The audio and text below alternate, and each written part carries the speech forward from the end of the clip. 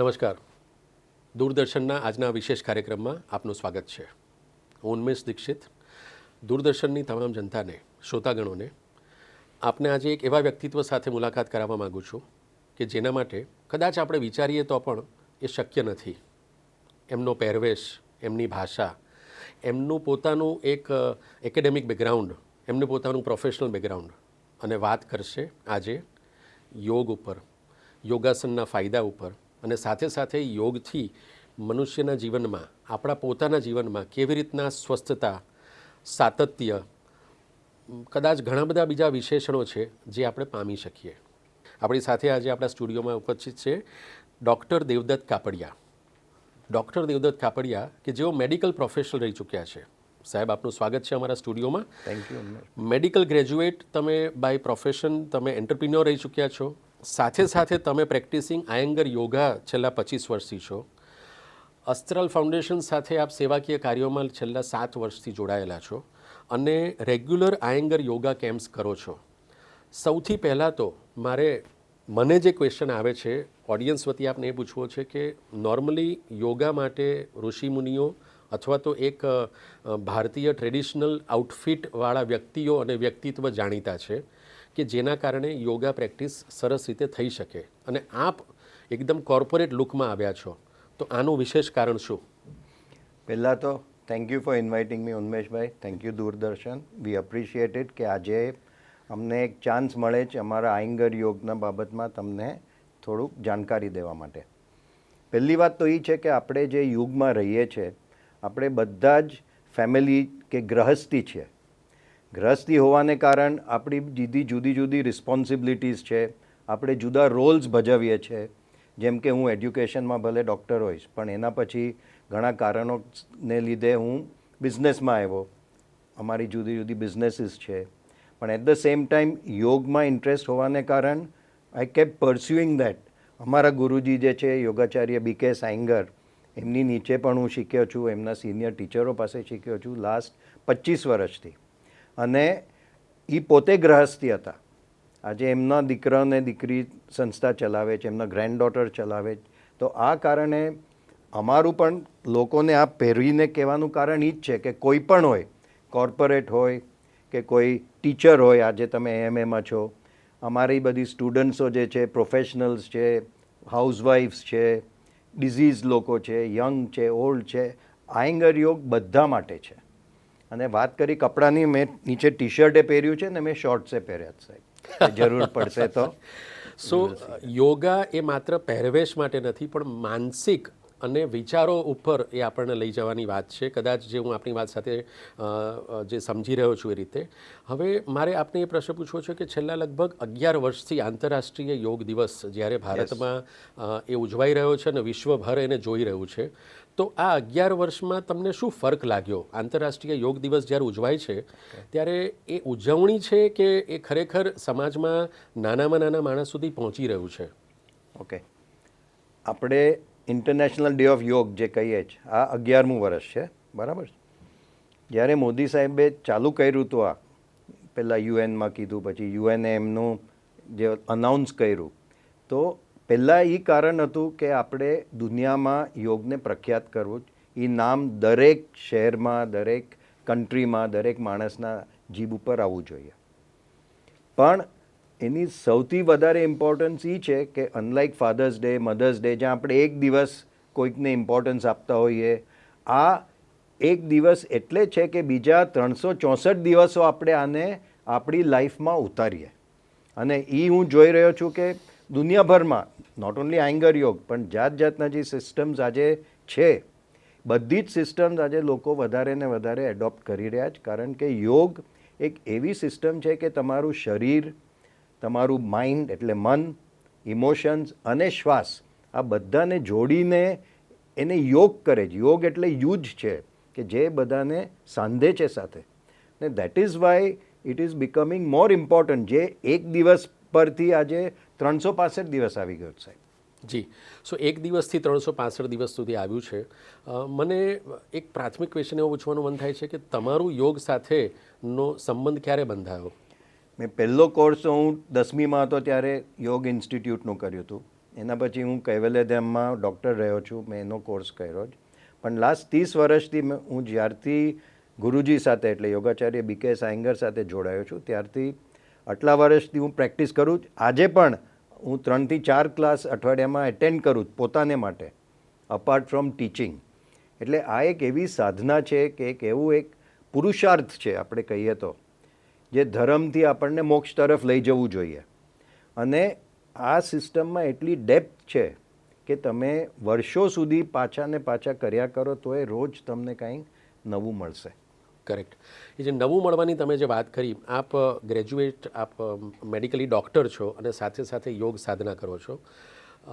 એવો કોઈ બનાવ આપ કહી શકો કે જેમાં કદાચ મેડિકલી એ પેશન્ટને અથવા તો એ વ્યક્તિને કદાચ બહુ સારું થાય એવું નહોતું અથવા તો અસર બહુ મોડેથી થાય એવી હતી, પણ તમે એને યોગ પ્રેક્ટિસ કરવાનું કહ્યું ત્યારે એને જલ્દી એની અસર થઈ?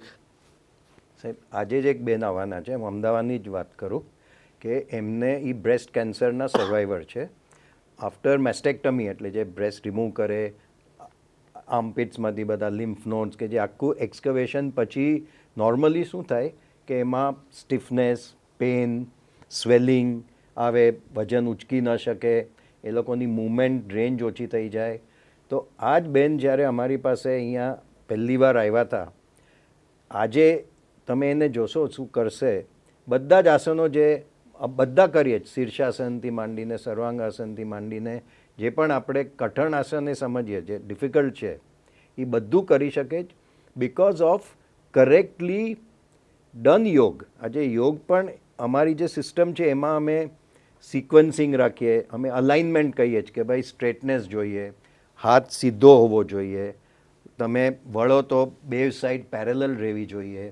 આ બધી જ વસ્તુ આપણે ટ્રાય કરીએ ને જે નોર્મલ પર્સન ન કરી શકે તો અમે જુદી જુદી પ્રોપ્સ કહીએ છીએ જે અમે વાપરીને માણસને એ સેમ બેનિફિટ આપી શકીએ.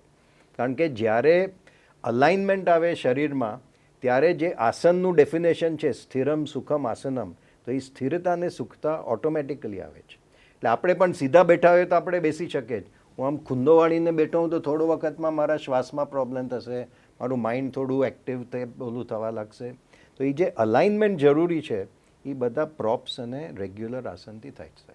રેગ્યુલર આસનથી થાય છે. અને તમે જે સ્થિરતાની વાત કરી એની જોડેનો જ એક બીજો અત્યારે જે ઇંગ્લિશમાં યુથ માટે હોય કે પછી કોઈ એડલ્ટ્સ માટે હોય, ટોલરન્સ એક વિષય છે અથવા તો કદાચ એક ડિસીઝ થઈ ગયો છે કે હવે એ સહનશક્તિ રહી નથી. એ સહનશક્તિમાં યોગ કેવી રીતે મદદરૂપ થઈ શકે? જ્યારે આપણે રિએક્ટિવ હોઈએ છીએ એટલે તમે મને કાંઈ કહો ને હું તરત રિએક્ટ થાઉં તો that leads to less tolerance, that leads to stress ને જે બધા આજના સાયકોસોમેટિક ડિઝીઝીસ આપણે સમજીએ છીએ. તો યોગ કરવાથી માણસ એક શ્વાસના થ્રુથી, શરીરના થ્રુથી, મનના ફોકસથી થ્રુથી આપણે સ્ટેપ બેક કરી શકીએ છીએ. આપણે રિએક્ટને બદલે આપણે એક્ટિવ થઈએ જ, આપણે સમજીએ જ અને પછી આપણે એક્શન કરીએ છીએ. So when you step back, એ યોગાસન અને જે યોગ ક્રિયાઓ અમે શીખવાડીએ છીએ એનાથી આ થઈ શકે છે. કરેક્ટ. એ જે યોગાસનથી આ થઈ શકે છે એ કદાચ ઘણા બધા અમારા દૂરદર્શનના શ્રોતા મિત્રોને ક્વેશ્ચન હશે કે યોગ ત્યારે કરવાનો જ્યારે આપણે બીમાર હોઈએ ત્યારે. જ્યારે તમે એ વાત કરી રહ્યા છો કે બીમાર ન પડો એના માટે પણ યોગ કરવાનો હોય, તો એના માટેની એ માનસિકતા કઈ હોવી જોઈએ? વ્યક્તિઓએ શું વિચારવું જોઈએ? સવારે એમની દિનચર્યા કેવી રીતે ચાલુ કરવી જોઈએ કે જેથી કરીને આ જીવનનો એક ભાગ બની જાય અને બીમાર પડે એ પહેલાં અથવા તો બીમારી વધારે ન થાય એ પહેલાં એ યોગને દિનચર્યામાં એ આવરી લે? સાહેબ, આજે આપણે મેનેજમેન્ટ ઇન્સ્ટિટ્યૂટમાં બેઠા છે. મેનેજમેન્ટ આપણને શું કહે છે કે ભાઈ પ્રિવેન્શન ઇઝ બેટર. આજે તમે કોઈક ફેક્ટરી ચલાવો તો તમે એની રાહ નહીં જુઓ કે કંઈ પ્રોબ્લેમ થાય, એટલે યુ આર ઓલરેડી તમે વિચારી રહ્યા છો. મેનેજમેન્ટ ટેકનિક્સ હોય છે જેનાથી આપણે બધા પોસિબિલિટીઝ જોઈ શકીએ, આપણે એને માટે SOPs ક્રિએટ કરી શકીએ કે જે આ વસ્તુ ન થાય. સેફ્ટી હો, પ્રોડક્શન હો, ક્વોલિટી હોય, જે પણ તમે એરિયાઝમાં વર્ક કરતા હો એને માટે આ સેમ સિસ્ટમ આપણા શરીર, આપણા મન માટે, આપણી લાઈફ માટે જે છે એ યોગ છે. એટલે મારા પ્રમાણે એની પર્સન જે કોમન સેન્સ વાપરે એ સમજે જ કે prevention is better than cure. અને એ જ હેતુથી અમે એ જ કહીએ જ કે ભાઈ યંગ એજથી આજે સ્ટુડન્ટ્સ છે, આજે ટીચર્સ છે, આજે આપણે યંગ એડલ્ટ છે, એલ્ડરલી પીપલ છે, દરેક માણસ એના સ્ટેજે એના તરફથી એની રીતે કરી શકે જ ને આ સેમ બેનિફિટ મેળવી શકે છે. જી, તો શ્રોતા મિત્રો આપ જુઓ છો કે કઈ રીતે એકદમ સહજતાથી આપણને ડૉક્ટર દેવદત્ત સાહેબ કે જે મેડિકલી પ્રોફેશનલી ડૉક્ટર છે, પ્રોફેશનલી એ પોતે એન્ટરપ્રિન્યોર રહી ચૂક્યા છે, બિઝનેસ કરે છે અને સાથે સાથે યોગા પ્રેક્ટિસ પણ કરી રહ્યા છે અને ખાસ કરીને આયંગર યોગાના પ્રેક્ટિશનર છે. તો આ જે અલગ અલગ યોગાના જે નામ સાંભળવામાં આવે છે એ શું છે? અલ્ટિમેટલી એ એક જ છે કે પછી એને કઈ રીતે અલગ રીતે તારવવામાં આવે છે? સાહેબ, આપણી જે કહીએ ટ્રેડિશન કહો, સંસ્કૃતિ કહો, એમાં તો પતંજલિ યોગ સૂત્ર આનું એક બેઝ ગણાય. પતંજલિ યોગ સૂત્રમાં અષ્ટાંગ યોગનું આખું વર્ણન કર્યું છે. યમ, નિયમ, આસન, પ્રાણાયામ, પ્રત્યાહાર, ધારણા, ધ્યાન, સમાધિ. તો આ યુનિવર્સલ છે. આયંગર યોગ કહો, ક્રિયા યોગ કહો, ઈશા યોગ કહો, કોઈ પણ તમે સિસ્ટમ તમારા પોતાનું નામનું યોગ આજે તમે ચાલુ કરો, પણ આ સિસ્ટમ તો યુનિવર્સલ છે. આ એનો આધાર છે. હવે આયંગર યોગ, હું બીજાની તો વાત નહીં કરું બહુ, પણ આયંગર યોગમાં અમારી જે ખાસિયત છે એ એક છે કે ભાઈ અમે અલાઇનમેન્ટ એટલે જે સ્ટ્રેટનેસ હોય, જે એક વસ્તુ લાઇનમાં હોવી જોઈએ બીજા સાથે, એના ઉપર અમે બહુ મહત્ત્વ આપીએ છીએ. એ વસ્તુ જે માણસ ઘણા લોકો નથી કરી શકતા એજને લીધે, ડિઝીઝને લીધે, સ્ટીફનેસને લીધે, એને માટે અમે પ્રોપ્સ ઘણા બનાવ્યા છે, જે હું તમને થોડો વખત પછી થોડું બતાડીશ કે આપણે આ પ્રોપ્સ કઈ રીતે સિમ્પલી વાપરી શકીએ છીએ. કરેક્ટ. અને આ જ આસન જે નોર્મલી ઘણી સિસ્ટમો તમને એક પછી એક કરાવે એક્સરસાઇઝની જેમ, કે તમે કહો કે હું 100 સૂર્ય નમસ્કાર કરીશ, તો અમે ઉલટું કહીએ છીએ કે તમે આસન ધારણ કરીને એમાં મેન્ટેન કરો. આજે મારે કાંઈ વસ્તુનું વિચારવું હોય તો I have to sit still. જે ભાગતો માણસ હોય એ વિચારી ન શકે, એ અંદર ઇન્ટ્રોસ્પેક્ટ ના કરી શકે. તો ઇન્ટ્રોસ્પેક્શન જે જરૂરી છે આ બધો બદલાવ લાવવા માટે, એ અમે પ્રોપ્સથી અને અલાઇનમેન્ટ આસન કરવાથી કરી શકીએ છીએ. જી, જે આ પ્રોપ્સ આપ લઈને આવ્યા છો, તો અત્યારે એ મારાથી થઈ શકે? હું પણ તમારી જેમ 100% કોર્પોરેટ લુકમાં જ છું. યસ, આનો આ જ અમારો મેસેજ છે. As is where is here and નાઉ, જે પણ છે, જે સ્થિતિમાં છે, તમે આ વાપરીને જરૂર કરી શકો છો સાહેબ. એ અમે બતાડશું તમને. આ પ્રોપ્સનો ઉપયોગ કોર્પોરેટમાં બેસીને પણ જો આપણે કરી શકીએ તો કદાચ જે મારો આના પછીનો એક ક્વેશ્ચન છે આપને કે સ્ટ્રેસફુલ લાઈફમાં જે લોકોને કોર્પોરેટ્સમાં ડિસીઝીસ વહેલા થઈ જાય છે, 8 કલાક 10 કલાક એક જ જગ્યાએ બેસી રહેવાનું ને કામ કરવાનું, અને પછી મંથ એન્ડને, ક્વાર્ટર એન્ડને, યર એન્ડના ગોલ્સના સ્ટ્રેસ જે હોય, એમાં દરેક વસ્તુ અમે જો ઓફિસમાં રાખીએ તો આનો ફાયદો કેટલો થાય? 100% થાય.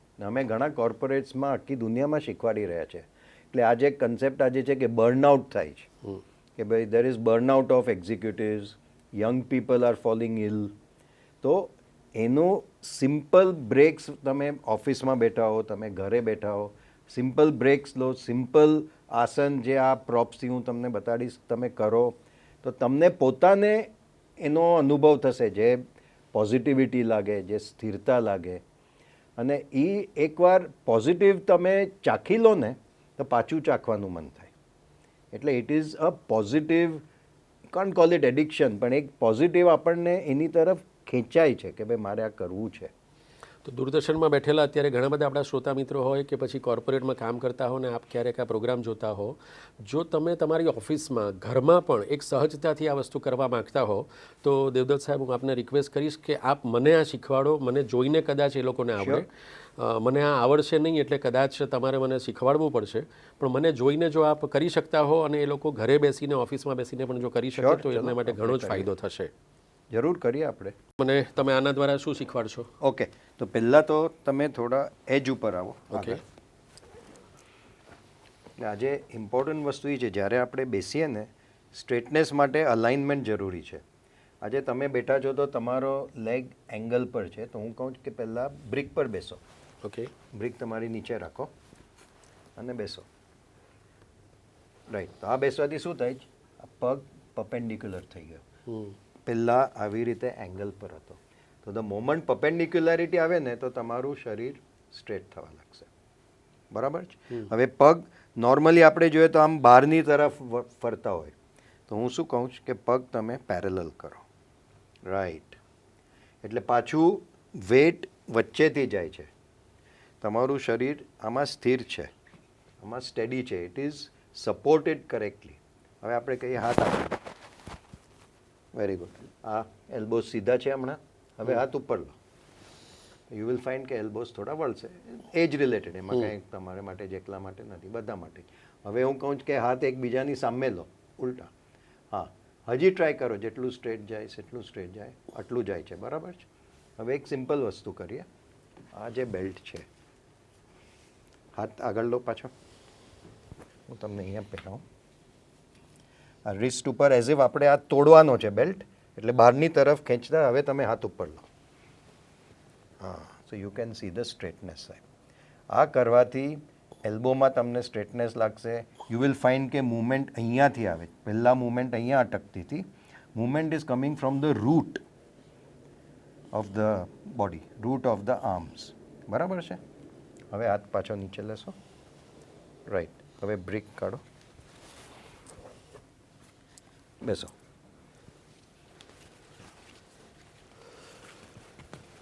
હવે આ સેમ વસ્તુ તમે બ્રિક પકડો આવી રીતે અને હાથ ઉપર કરો. સો અગેન યુ વિલ ફાઇન્ડ કે આ સ્ટ્રેટનેસ શેને લીધે વધે છે કે અહીંયા દેર ઇઝ ટચ. યોગમાં સ્પર્શનો કોન્સેપ્ટ બહુ મહત્ત્વનો છે, કારણ કે સૌથી મોટું સેન્સ ઓર્ગન શરીરનું સ્કિન છે. અને એ સ્કિનને જ્યારે અહીંયા કોન્ટેક્ટમાં આવે છે તો you are getting movement directly from the root. બરાબર છે. તમને કાંઈ ફરક લાગ્યો આ કરતાં? એટલે તમે આપણે ઓબ્ઝર્વ કરીએ કે નહીં, પણ તમે ઓબ્ઝર્વન્ટ થાવ તો તમે જોશો કે સડનલી તમારો શ્વાસ ઓલમોસ્ટ રોકાઈ જવો. હમણાં યુ સો કે તમારે શ્વાસ લેવો પડ્યો, because you had almost stop breathing. Correct. એટલે એ સ્થિરતા ઓટોમેટિકલી બોડી ચેન્જથી આવે છે. એટલે જ્યારે બોડીનું અલાઇનમેન્ટ થાય છે ને, ત્યારે ઓટોમેટિકલી આપણો શ્વાસ એકદમ ધીમો થઈ જાય, એકદમ સટલ થઈ જાય. એટલે જ્યારે આપણે એ સ્ટેજમાંથી બહાર આવીએ તો આપણને સડનલી એક ઊંડો શ્વાસ લેવો પડે છે. આપણે એક્સપિરિયન્સ કર્યું ને? ગુડ. જી. હવે બીજું, આપણે અહીંયા આમ બેઠા છો, પાછળ. હવે એક હાથ ઉપર લો, હાથ આની બહાર લો. બરાબર છે. હવે આ હાથ જે છે એ પાછળ મૂકો અને ટ્વિસ્ટ. હાથ નીચે રાખો એટલે બેઝ તરીકે.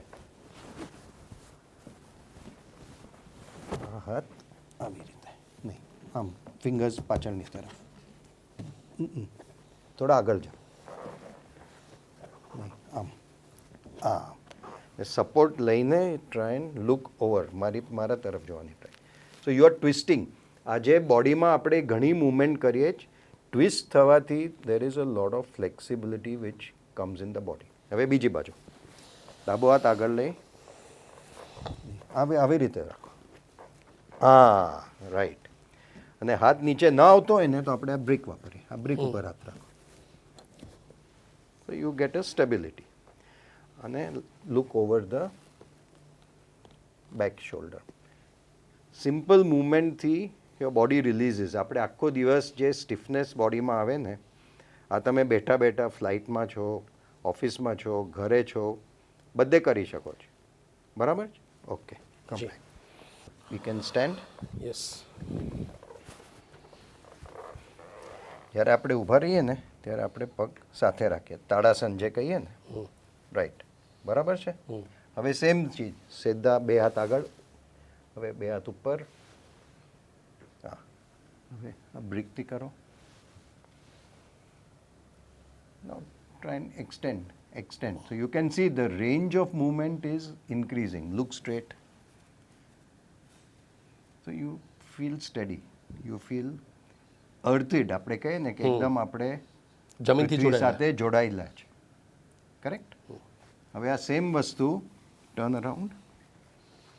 બ્રિક પકડીને હાથ પાછળ લો, મારી તરફ સ્ટ્રેટ કરો. So this stiffness which is there, આ કરવાથી it will slowly reduce. Okay, હવે છોડો.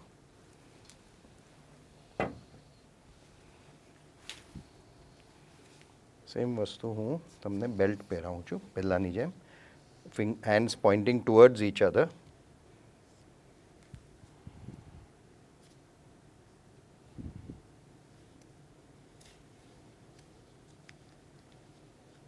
અને પોઈન્ટ ધેમ સ્ટ્રેટ બેક.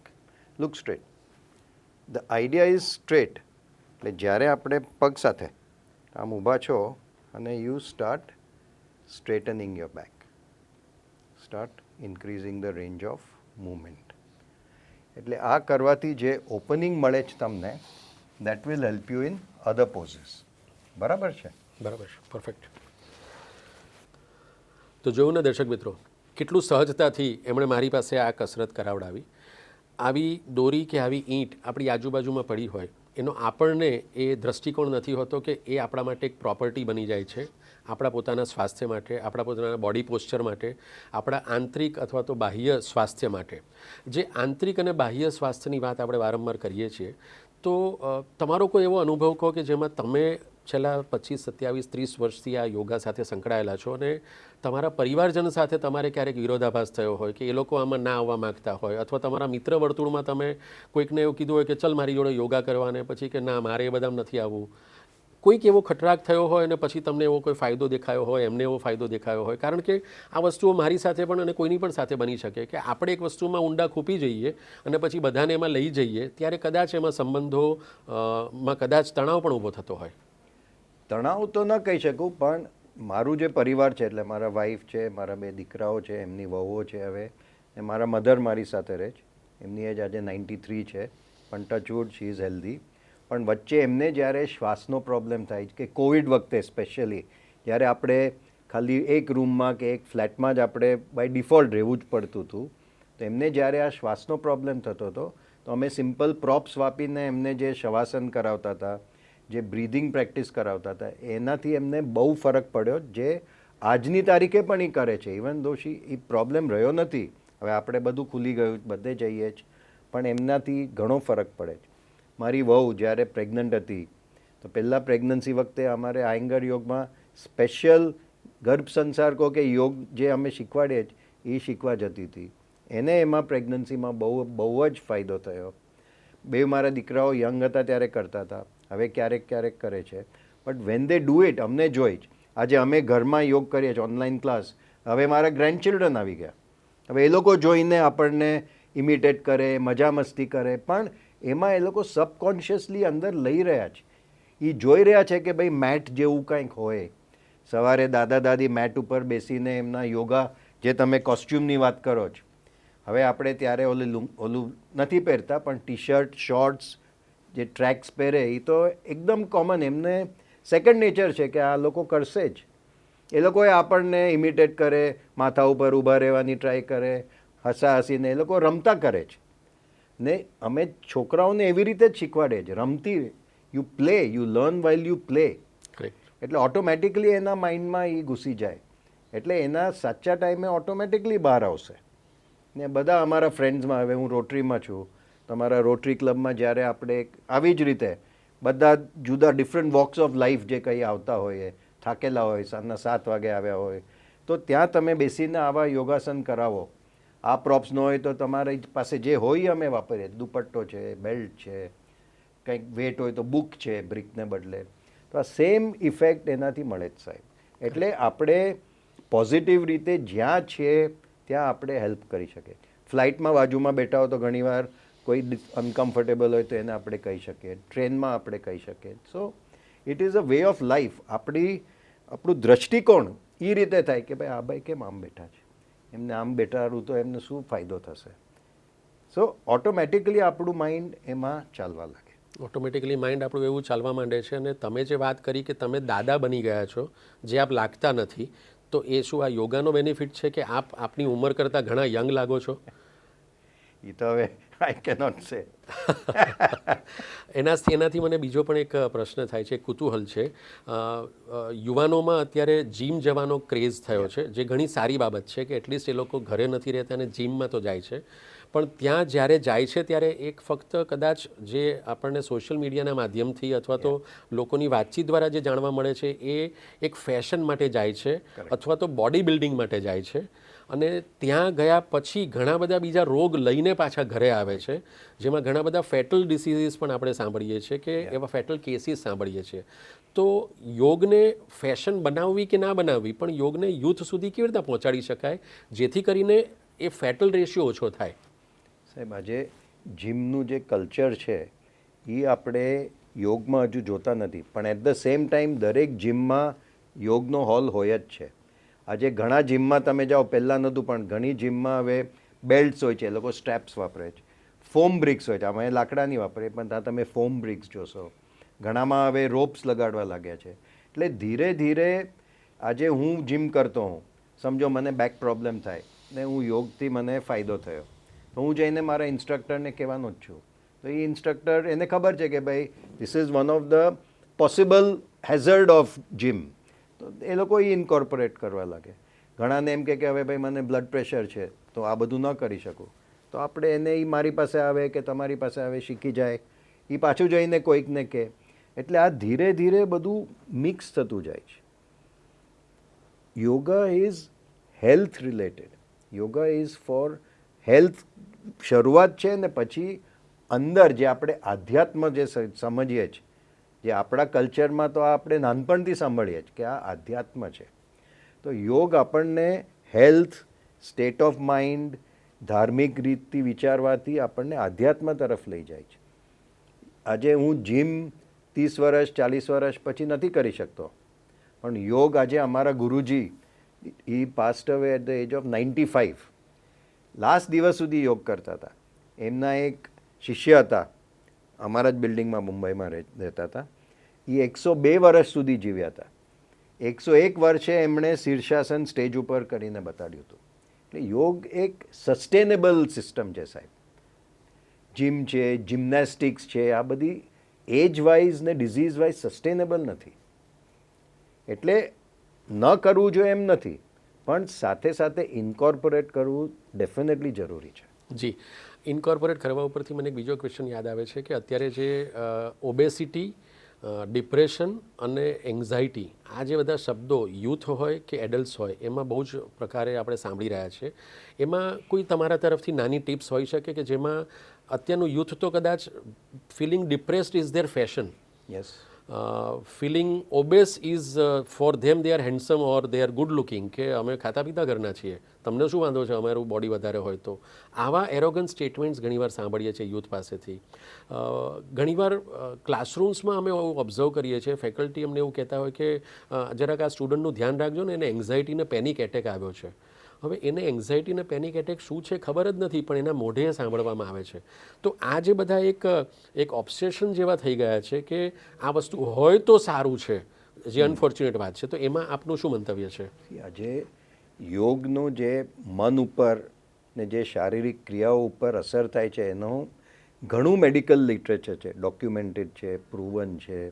એટલે દેર ઇઝ નો ડાઉટ કે કરેક્ટ યોગિક પ્રેક્ટિસીસથી માઇન્ડ ઉપર, તમારા શ્વાસ ઉપર, તમારા સાયકોસોમેટિક, જે આજે એક નવી ટાઈપનું જે ડિઝીઝ ક્લાસિફિકેશન આવ્યું છે કે સાયકો એટલે માઇન્ડ, સોમા એટલે બોડી, આ બેનું એક મિક્સ થાય છે. મારું માઇન્ડ ક્યાં ચાલુ થાય ને બોડી ક્યાં એન્ડ થાય કોઈ આજે કહી નથી શકતું.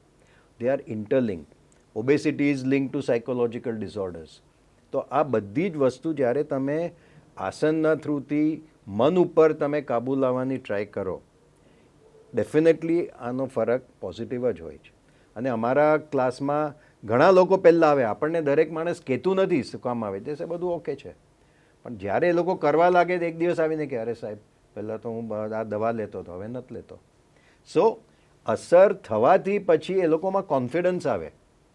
સો એટલે મારા પ્રમાણે આ જે આપણે આઈડીવાય કરીએ છીએ, ઇન્ટરનેશનલ ડે ઓફ યોગ, એનાથી it should go to the world કે એક સિસ્ટમ છે, પ્રૂવન છે, સાંસ્કૃતિક છે, જેનાથી દરેક લાઈફના એરિયામાં પોઝિટિવ અસર આવે છે ને આવે જ છે. કરેક્ટ. આયંગર યોગાને તમે આવનારા સમયમાં કેવી રીતના સોસાયટીને એટ લાર્જ સુધી પહોંચાડવાના પ્રયત્ન કરવાના છો, જેથી કરીને સમાજ વધારે ને વધારે સ્વસ્થ રહે, તંદુરસ્ત રહે? એક તો ક્લાસીસ ચાલે જ છે બધે. બીજું, આવી સંસ્થાઓમાં આવીને અમે જ્યારે ટોક્સ આપીએ, ડેમોન્સ્ટ્રેશન્સ આપીએ, તમારી આમના થ્રુથી, દૂરદર્શનના થ્રુથી જ્યારે આ મેસેજ બધાને પહોંચી શકે, તો media plays an important role, going to people, corporates play an important role. આજે અહીંયા અમે જે કરીએ છીએ કોર્પોરેટના સપોર્ટથી જ અમે અહીંયા 7 વર્ષથી અમદાવાદ આવીએ છીએ. એટલે જ્યારે કોર્પોરેટ્સ આમાં ઇન્વોલ્વ થાય, જ્યારે મીડિયા આમાં ઇન્વોલ્વ થાય, જ્યારે આપણે વિચારીએ કે આપણે લોકો પાસે પોઝિટિવ ન્યૂઝ લઈ જવા જ, આપણે ટીઆરપી માટે ખાલી નેગેટિવને સેન્સેશનલ જે ન્યૂઝ આવે એની જરૂર નથી, સાથે આની પણ જરૂર છે. તો આ બધું થવાથી ઓટોમેટિકલી માઇન્ડમાં એક વર્તાવ આવશે, ધેર બી અ ચેન્જ. એ ચેન્જ માટે જે યુથ અથવા તો સ્ટુડન્ટ એજ ગ્રુપ છે એને માટે એમને ઇન્ફ્લુઅન્સ કરવા જરૂરી છે કે એમના પેરેન્ટ્સને ઇન્ફ્લુઅન્સ કરવા જરૂરી છે? ડિસિઝન મેકર્સ કોણ હોય છે? નહીં, આજે આપણે છોકરાઓને કંઈ બહુ કહી નથી શકતા. એટલીસ્ટ મારો એક્સપિરિયન્સ તો મારા ગ્રેન્ડ ચિલ્ડ્રનને હું બહુ નથી કહી શકતો, તો છોકરાઓ તો દૂરની વાત છે. પણ એનું એ મિનિંગ એટલું જ થાય સાહેબ કે આપણે પેકેજિંગ જુદું કરવું પડે. હું તમને ધારો કે સ્થિરતા સુખતાની વાત કરું તો હું છોકરાને એજિલિટી, સ્ટ્રેન્થ, મૂવમેન્ટ, કોન્ફિડન્સ એવાની વાત કરીને મારે એને પ્રેક્ટિકલી પ્રૂવ કરવું પડે કે આ આસન કરવાથી આ થાય છે. એટલે અમે જે યંગ ચિલ્ડ્રન એકદમ નાના, એટલે 7 વર્ષ પછી અમે છોકરાઓને શીખવાડીએ છીએ. એ તો એકદમ મસ્તીનો જ ક્લાસ હોય, એટલે એને તો ક્લાસ જ ન કહેવાય. પણ તમે જે યંગ એડલ્ટ્સ કહો, 15 વર્ષ, 16 વર્ષ, 21 વર્ષ, 25 વર્ષ, એના ક્લાસ વધારે ઇન્ટેન્સ હોય. એના ક્લાસમાં we still have more movements, it is more challenging. કે ભાઈ એટલે એ લોકોને લાગે કે કરું, કારણ કે તમે જિમમાં જાઓ તો યુ આર ચેલેન્જ ને, કે ભાઈ આજે હું 10 કિલો કરું છું, કાલે 12 કરું, 15 કરું, બાજુવાળો બેન્ચ પ્રેસ એટલું કરે, સ્ક્વોટ્સ એટલા કરે. So here we challenge them. Then when you mothers you treat differently. આપણે મોટા થઈએ તો we want to start coming down, થોડા ની પ્રોબ્લેમ થાય, આ પ્રોબ્લેમ થાય, તો અમે એ રીતે આખું મોડિફાઈ કરીએ. So we have different packaging for the same thing. નાનપણથી ફ્રોમ પીડિયાટ્રિક ટુ જેરિયાટ્રિક એમ કહેવાય કે 7 વર્ષનો છોકરાને જે તમે કરાવો ને 90 વર્ષના જે મારા મધર કરતા હતા, તમે બેને રેકગ્નાઇઝ જ ન કરો કે સેમ સિસ્ટમ છે. But that is the need. It has to adapt to their requirement. We can't expect કે એ આપણા સિસ્ટમને એડેપ્ટ કરે. આપણે એની પાસે એની પોઈન્ટ ઓફ વ્યૂથી લઈ જવું પડે. જી, એના પોઈન્ટ ઓફ વ્યૂથી લઈ જવું પડે. આ બહુ અગત્યની વાત કરી. અને એમને ઇન્ફ્લુઅન્સ કરવા માટે આપણે જો એક્શન ઓરિએન્ટેડ રહીશું તો એ લોકો ઇન્ફ્લુઅન્સ થતા રહેશે. એમને બીજી ઘણી બધી વસ્તુઓ ઇન્ફ્લુઅન્સ કરતી હોય છે જે કદાચ ડિસ્ટ્રેક્ટ કરતા હોય છે. પણ આપણે જો સબ્જેક્ટિવ રહીએ અને વધારે ને વધારે ફોકસ રહીએ તો આપણી આજુબાજુનું વાતાવરણ આપણા ઇન્ફ્લુઅન્સમાં આવી શકે અને ઘણી સ્વાસ્થ્યપૂર્ણ પ્રવૃત્તિઓ સાથે જોડાઈ શકે. તો મારો ડૉક્ટર દેવદત્ત સાહેબ, આપને આ છેલ્લો ક્વેશ્ચન છે કે આપ જ્યારે આપનું મેડિકલ પ્રોફેશન કે આપનું જે એક બિઝનેસમેનનું પ્રોફેશન છોડીને જ્યારે હવે અસ્ત્રાલ ફાઉન્ડેશનની સેવામાં લાગ્યા છો અને દરેક શહેરમાં દરેક જગ્યાએ નાની મોટી ટોક આપો છો કે આવી રીતે અવેરનેસ સેશન કરો છો, આપને આ કરવાનું કારણ શું હતું અને આપ કેવી રીતે બધાને ઇન્સ્પાયર કરો છો જેથી કરીને હવે આ વસ્તુ, આ પરિવાર મોટો થતો રહે?